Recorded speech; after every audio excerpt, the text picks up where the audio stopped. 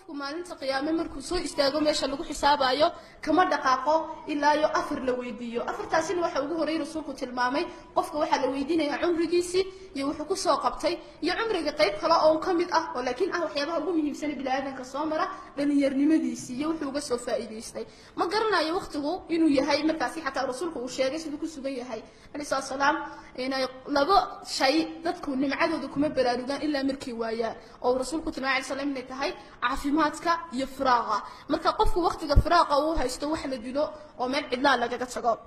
waxa kamid ah waxyaabaha in haysta jilwad la'aanta qofku inuu kala garanayn waagu uu bariyaa gobolkuna uu dhaca maxaad qaban doontaa halka dunida la gaaray maanta inuu qofku qoondaysto war 60 sanadood hadaad noolaato ilaahay ku daayo 60 kaaga sano maxaad uga faa'iideysanaysaa inagana maclasaf waxa naga mid ah dad aan garanayn biritool hadaad noolaato ilaahay waagu ku birsiyo maxaad uga faa'iideysan doontaa oo jilwad la'aanta ah waxa kamid ah salaad la'aanta waliba inaga qofkeena dadaala yani waxyaabaha inagu tarbiyada inagu tababaro waxa kamid ah qofkeena dadaala inuu 5 salaadood war 5 salaadood hadaan tukado وبالله توفيق بقى صح شنت صلاة تقوى ونكسن لكن صلاة نوافشها الرسول عليه السلام كنت ذلك تروت كان شري إنه قلنا متكنا أذكر وأنت وحكم إذا وحيابها اللي نقوم الشقية دي بلندت كأنك هاي ستة بنتا